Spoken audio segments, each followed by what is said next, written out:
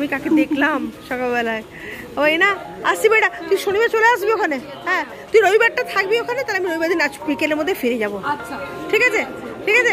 Hello বন্ধুগণ, সকলে কেমন আছেন? আশা করছি খুব ভালো আছেন।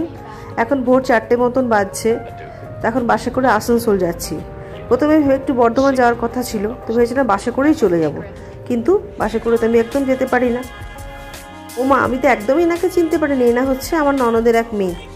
আসলে ওর বয়স কাট চুল ছিল এতদিন, ওর হঠাৎ এখন বড় লম্বা চুল হয়ে গেছে। ও আমাকে বলছে মামি মামি করে, ওই আমাকে ডাকছে বেচারা। আমি একদম ওকে চিনতে পারিনি, আমার এত মনটা খারাপ হয়ে গেছে। ওর কথা হলে খুব ভালোও লাগলো। ও যাচ্ছে এই ট্রেনেই, ও যাচ্ছে, কিন্তু ওর রিজার্ভেশন করা আছে, আমাদের কোনো রিজার্ভেশন করা নেই। তো আমি ওই জন্য ছেলে এগিয়ে গেছে, আমি এবারে এগিয়ে যাই, গিয়ে বসিকা। যাই হোক, দেখতে দেখতে এসে পৌঁছে গেলাম আমার ছেলের বাড়ির স্টেশনের এতে এসে বললাম। ছেলে আবার বাইরে দাঁড়িয়ে আছে স্টেশনের বাইরে, আমাকে ফোন করে বললো মা স্টেশনের বাইরে দাঁড়িয়ে আছি, তুমি চলে এসো। আমার এই ট্রেনগুলো ভীষণ ভালো লাগে, এত তাড়াতাড়ি মানে সব জায়গায় চলে যাওয়া যায় যে কী বলবো, আমার খুব ভালো লাগে, খুব ঘন ঘন ট্রেনগুলো। বাড়ি যাই হোক, ছেলের ফ্ল্যাটে চলে এসেছি। এবারে বড় ছেলেই আমাদেরকে নিয়ে এলো, আমাকে আর ছোটো ছেলেকে। ও আজকে আর অফিস যাবে না বলছে, আর আমার ছেলের বউ তো বাড়িতেই অফিস করছে। তো বললো মা আজকে আমি অফিস যাব না, ঘরে বসে আজকে কাজ করবো। ঠিক আছে, চাই থাও।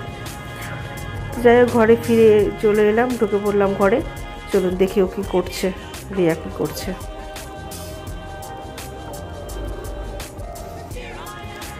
যে অফিস করছে, বসে বসে কাজ করছে।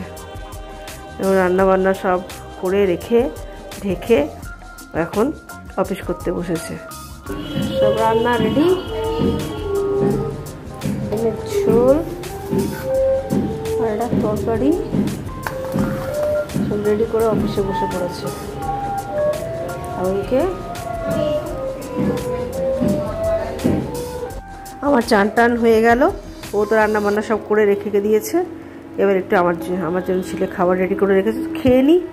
তো সবাই সঙ্গে থাকুন, পাশে থাকুন। আর কেমন লাগলো আমার ভিডিওটা অবশ্যই লাইক কমেন্ট শেয়ার করুন। অনেক অনেক ধন্যবাদ সকলকে। আজকের মতন ভিডিওটা রাখছি, বাই বাই।